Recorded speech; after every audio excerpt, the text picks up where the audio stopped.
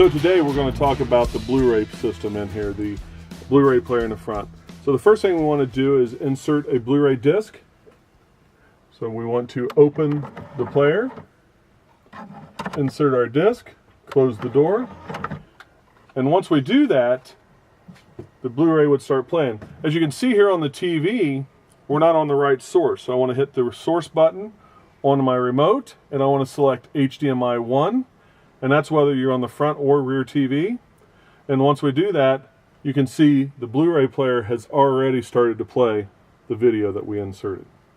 If by chance you're on HDMI 1 and you don't have a source up here, it says no source found, next thing you want to do is find this remote. You've got this remote, which is your splitter box for the HDMI system.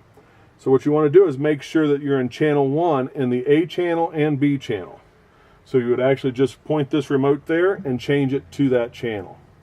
With this box, this HDMI splitter box, you have the opportunity to add other HDMI sources to it. Satellite receiving antennas on the roof, gaming systems.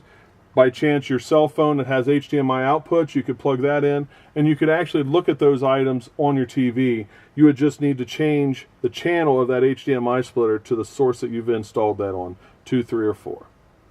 So if we're going to watch TV from the antenna that's built in on the Interstate, the one thing we want to make sure is that the button for the booster is turned on and the light is illuminating. If the light is not illuminating, we're not boosting that signal, and we're not going to get good reception on the TV. So again, make sure before programming the TV, we have that booster in the on position. On the Airstream, we also have a remote switch in the overhead cabinet above the driver's area for headphones. So if we don't want to listen to the TV through the speakers of the TV, we can actually go in and turn the speakers off.